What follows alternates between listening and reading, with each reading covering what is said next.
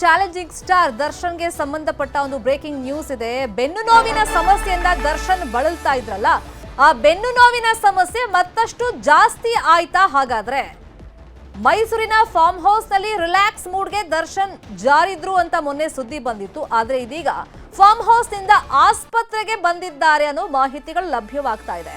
ಕಾಮಾಕ್ಷಿ ಆಸ್ಪತ್ರೆಗೆ ನಟ ದರ್ಶನ್ ಬಂದಿದ್ದಾರೆ. ವೈದ್ಯರ ಸಲಹೆ ಪಡೆಯೋದಕ್ಕೆ ದರ್ಶನ್ ಬಂದಿದ್ದಾರೆ.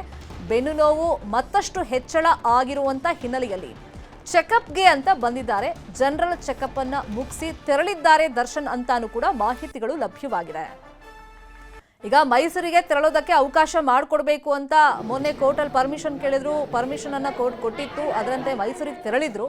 ಇದೀಗ ಮತ್ತಷ್ಟು ಬೆನ್ನು ನೋವಿನ ಸಮಸ್ಯೆ ಅವರನ್ನ ಕಾಡ್ತಾ ಇರುವಂತ ಹಿನ್ನೆಲೆಯಲ್ಲಿ ಚೆಕಪ್ ಮಾಡಿಸ್ಕೊಳ್ಳೋದಕ್ಕೆ ವೈದ್ಯರ ಸಲಹೆಯನ್ನ ಪಡೆಯೋದಕ್ಕೆ ಅವರು ಆಸ್ಪತ್ರೆಗೆ ಬಂದಿದ್ರು.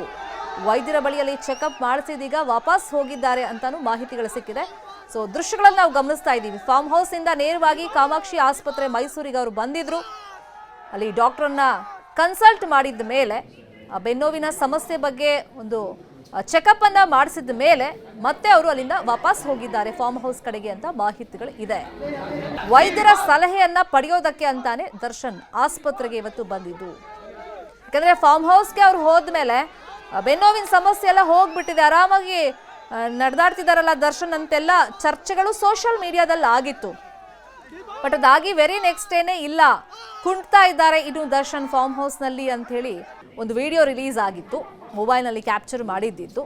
ಇದೀಗ ಬೆನ್ನೋವಿನ ಸಮಸ್ಯೆ ಮತ್ತಷ್ಟು ತೀವ್ರ ರೀತಿಯಲ್ಲಿ ಅವರನ್ನ ಬಾಧಿಸ್ತಾ ಇದೆ ಅನ್ನೋದಕ್ಕೆ ಮತ್ತಷ್ಟು ಸಾಕ್ಷಿಗಳು ಲಭ್ಯವಾಗ್ತಾ ಇದೆ. ಮತ್ತೆ ಅವರು ಕುಂಟುಕೊಂಡೆ ಆಸ್ಪತ್ರೆಗೆ ಬಂದಿದ್ದಾರೆ. ಡಾಕ್ಟರ್ ಹತ್ರ ಈ ಬಗ್ಗೆ ಸಲಹೆಯನ್ನ ಪಡೆದು ಮತ್ತೆ ಅವರು ವಾಪಸ್ ತೆರಳಿದ್ದಾರೆ ಫಾರ್ಮ್ ಹೌಸ್ ಕಡೆಗೆ ಅಂತ ಮಾಹಿತಿ ಇದೆ. ಅವರು ಬಂದಂತ ಸಂದರ್ಭದಲ್ಲಿ ಕಾಮಾಕ್ಷಿ ಆಸ್ಪತ್ರೆ ಮುಂಭಾಗದಲ್ಲಿ ಅಭಿಮಾನಿಗಳು ಸಾಕಷ್ಟು ಸಂಖ್ಯೆಯಲ್ಲಿ ಬಂದಿದ್ರು. ಎಲ್ಲರೂ ಫೋಟೋ ತಗೊಳ್ಳೋದು, ವಿಡಿಯೋ ಮಾಡ್ಕೊಳ್ಳೋದು ಅದರಲ್ಲೇ ಬ್ಯುಸಿ ಆಗಿಬಿಟ್ಟಿದ್ರು. ದೃಶ್ಯದಲ್ಲಿ ಗಮನಿಸ್ತಾ ಇದ್ದೀವಿ. ಇದೇ ವಿಚಾರವಾಗಿ ಇನ್ನಷ್ಟು ಡೀಟೇಲ್ ಆಗಿ ಇನ್ಫಾರ್ಮೇಶನ್ ಕೊಡೋದಕ್ಕೆ ನೇರ ಸಂಪರ್ಕದಲ್ಲಿ ಕನೆಕ್ಟ್ ಆಗಿದ್ದಾರೆ ನಮ್ಮ ಮೈಸೂರು ರಿಪೋರ್ಟರ್ ಆನಂದ್. ಫಾರ್ಮ್ ಹೌಸ್ಗೆ ಹೋದ್ಮೇಲೆ ಸ್ವಲ್ಪ ರಿಲ್ಯಾಕ್ಸ್ ಮೂಡ್ನಲ್ಲಿ ಇದ್ದಾರೆ. ಬೆನ್ನೋವಿನ ಸಮಸ್ಯೆ ಎಲ್ಲ ಕಡಿಮೆ ಆಗಿದೆ ಅಂತ ಚರ್ಚೆಗಳು ನಡೀತಾ ಇತ್ತು. ಅವ್ರು ನಡೆದಾಡುವಂತ ಒಂದಿಷ್ಟು ವಿಜುವಲ್ಸ್ ಅನ್ನ ಗಮನಿಸಿದಾಗ, ಬಟ್ ಇಲ್ಲ, ಅವರಿಗೆ ತೀವ್ರ ರೀತಿಯಲ್ಲಿ ಬೆನ್ನು ನೋವಿನ ಸಮಸ್ಯೆ ಇದೆ ಅನ್ನೋದಕ್ಕೆ ಸಾಕ್ಷಿಯಾಗಿತ್ತಾ ಇವತ್ತಿನ ಈ ವಿಸಿಟ್?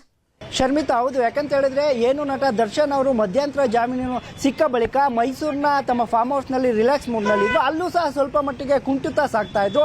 ಸದ್ಯ ಇದೀಗ ನಿನ್ನೆ ಮೈಸೂರಿನ ಕಾಮಾಕ್ಷಿ ಆಸ್ಪತ್ರೆಗೆ ಬರಬೇಕಾಗಿದ್ದಂಥ ನಟ ದರ್ಶನ್ ಬಂದಿರಲಿಲ್ಲ. ಆದರೆ ಇಂದು ಮೈಸೂರಿನ ಕಾಮಾಕ್ಷಿ ಆಸ್ಪತ್ರೆಗೆ ಬಂದು ಎಕ್ಸ್ರೇಯನ್ನು ಸಹ ಮಾಡಿಸಿದ್ದಾರೆ. ಯಾಕಂತ ಹೇಳಿದ್ರೆ ಹಿಂದೆ ಅವ್ರಿಗೆ ಏನು ಕೈ ಮೂಳೆ ಮುರಿದಂಥ ಸಂದರ್ಭದಲ್ಲಿ ಡಾಕ್ಟರ್ ಅಜಯ್ ಹೆಗ್ಡೆ ಏನಿದ್ರು ಅವರು ಟ್ರೀಟ್ಮೆಂಟನ್ನು ಕೊಟ್ಟಿದ್ರು. ಈ ಹಿನ್ನೆಲೆಯಲ್ಲಿ ಇಂದು ಸಹ ಏನು ಕಾಮಾಕ್ಷಿ ಆಸ್ಪತ್ರೆಯಲ್ಲಿ ಅಜಯ್ ಹೆಗ್ಡೆ ಅವರ ಸಲಹೆಯನ್ನು ಪಡೆದು ಎಕ್ಸ್ರೇ ಬೆನ್ನು ಮೂಳೆ ಎಕ್ಸ್ರೇಯನ್ನು ಸಹ ಮಾಡಿಸಿದ್ದಾರೆ. ಅಲ್ಲದೆ ಸುಮಾರು 15 ನಿಮಿಷ ಅವರ ಸಲಹೆಯನ್ನು ಕೂಡ ಪಡೆದಿರುವಂಥದ್ದು. ಅಲ್ಲದೆ ಇಲ್ಲೂ ಕೂಡ ಅವರು ಕುಂಟುತ್ತಾ ಸಾಕ್ತಾ ಇರುವಂಥದ್ದು ಕಾಣಿಸ್ತಾ ಇರುವಂಥದ್ದು. ಹಾಗಾಗಿ ತೀವ್ರ ಮಟ್ಟದಲ್ಲಿ ಅವರಿಗೆ ಬೆನ್ನು ನೋವಿನ ಸಮಸ್ಯೆ ಇದೆ. ಸದ್ಯಕ್ಕೆ ಈಗ ಸಲಹೆಯನ್ನು ಪಡೆದಿದ್ದಾರೆ. ಮುಂದಿನ ದಿನಗಳಲ್ಲಿ ಶಸ್ತ್ರಚಿಕಿತ್ಸೆಯನ್ನು ಸಹ ಪಡೆಯುವ ಎಲ್ಲ ಲಕ್ಷಣಗಳು ಸದ್ಯಕ್ಕೆ ಕಾಣಿಸ್ತಾ ಇರುವಂಥದ್ದು ಶರ್ಮಿತಾ. ಅಲ್ಲದೆ ಏನು ನಟ ದರ್ಶನ್ ಅವರು ಮೈಸೂರಿಗೆ ಆಗಮಿಸ್ತಾರೆ, ಆಸ್ಪತ್ರೆಗೆ ಆಗಮಿಸ್ತಾರೆ ಅನ್ನುವ ನಿಟ್ಟಿನಲ್ಲಿ ಸಾಕಷ್ಟು ಅವರ ಅಭಿಮಾನಿಗಳು ಕೂಡ ಆಸ್ಪತ್ರೆಯಲ್ಲಿ ಜಮಾವಣೆಗೊಂಡಿದ್ರು.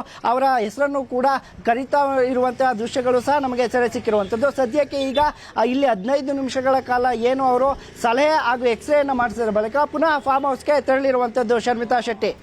ಈಗ ಮೆಡಿಕಲ್ ಬೇಲ್ ಮೇಲೆ ಅವರು ಹೊರಗಡೆ ಬಂದಾಗ ಸರ್ಜರಿಗೆ ಒಳಪಡ್ತಾರೆ, ಇವತ್ತು ಸರ್ಜರಿ ಆಗುತ್ತೆ, ನಾಳೆ ಸರ್ಜರಿ ಆಗುತ್ತೆ ಅಂತ ಹೇಳಲಾಗ್ತಾ ಇತ್ತು. ಬಟ್ ಈಗ ಪೂರ್ಣಾವಧಿ ಬೇಲ್ ಸಿಕ್ಕಿರೋದ್ರಿಂದ ಮತ್ತೆ ಅವರು ಮೊದಲಿಂದ ಟ್ರೀಟ್ಮೆಂಟ್ ಪಡ್ಕೊಳ್ತಾ ಇದ್ದ ಡಾಕ್ಟರ್ ಹತ್ರನೇ ಇವತ್ತು ಹೋಗಿರೋದ್ರಿಂದ ಅವ್ರು ಏನು ಸಜೆಸ್ಟ್ ಮಾಡಿದ್ರಂತೆ ಸರ್ಜರಿ ಬಗ್ಗೆ, ಅದ್ರ ಬಗ್ಗೆ ಏನಾದ್ರು ಮಾಹಿತಿ ಸಿಗ್ತಾ ಆನಂದ್?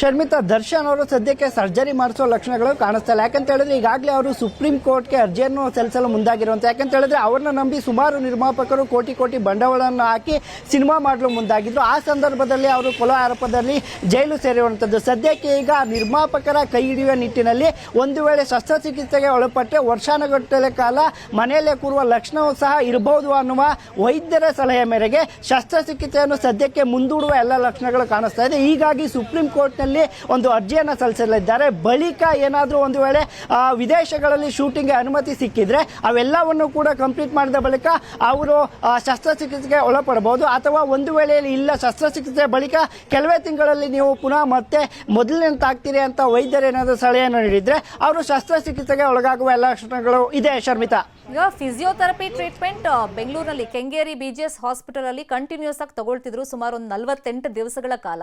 ಅದಾದ್ಮೇಲೆ ಈಗ ಮೈಸೂರಿಗೆ ಶಿಫ್ಟ್ ಆಗಿದ್ದಾರೆ ಫಾರ್ಮ್ ಹೌಸ್ ನಲ್ಲಿ. ಫಿಸಿಯೋಥೆರಪಿ ಕಂಟಿನ್ಯೂ ಮಾಡೋ ಬಗ್ಗೆ ಏನಾದರೂ ಮಾಹಿತಿ? ಶರ್ಮಿತಾ, ಫಾರ್ಮ್ ಹೌಸ್ನಲ್ಲೂ ಕೂಡ ಅವರು ಫಿಸಿಯೋಥೆರಪಿಯನ್ನು ಮಾಡಿಸ್ತಾ ಇರುವಂಥದ್ದು. ಯಾಕೆಂತ ಹೇಳಿದ್ರೆ 2 ದಿನಕ್ಕೊಮ್ಮೆ ಫಿಸಿಯೋಥೆರಪಿ ಅಗತ್ಯ ಇದೆ. ಇಲ್ಲ ಅಂತಂದರೆ ಆ ಬೆನ್ನು ನೋವಿನ ಸಮಸ್ಯೆ ಏನಿದೆ ಅದು ಹೆಚ್ಚಳ ಆಗುತ್ತೆ. ಅದು ಆ ರೀತಿಯಲ್ಲಿ ಕುಂಠಿತ ಅಂದರೆ ಕಾಲ್ನಡಿಗೆ ಕೂಡ ಕಷ್ಟ ಆಗುವ ಹಿನ್ನೆಲೆಯಲ್ಲಿ ಫಿಸಿಯೋಥೆರಪಿಯನ್ನು ಕಂಟಿನ್ಯೂ ಮಾಡಿ ಅಂತ ವೈದ್ಯರು ಸಲಹೆಯನ್ನು ನೀಡಿರುವಂಥದ್ದು. ಈ ಹಿನ್ನೆಲೆಯಲ್ಲಿ 2 ದಿನಕ್ಕೊಮ್ಮೆ ಅವರ ಫಾರ್ಮ್ ಹೌಸ್ನಲ್ಲಿ ಅವರು ಫಿಸಿಯೋಥೆರಪಿಯನ್ನು ಕೂಡ ಮಾಡಿಸಿಕೊಳ್ಳಲಿದ್ದಾರೆ. Sharmita, fine, thank you Anand ಈ ಕ್ಷಣದ ಅಪ್ಡೇಟ್ಸ್ಗೆ.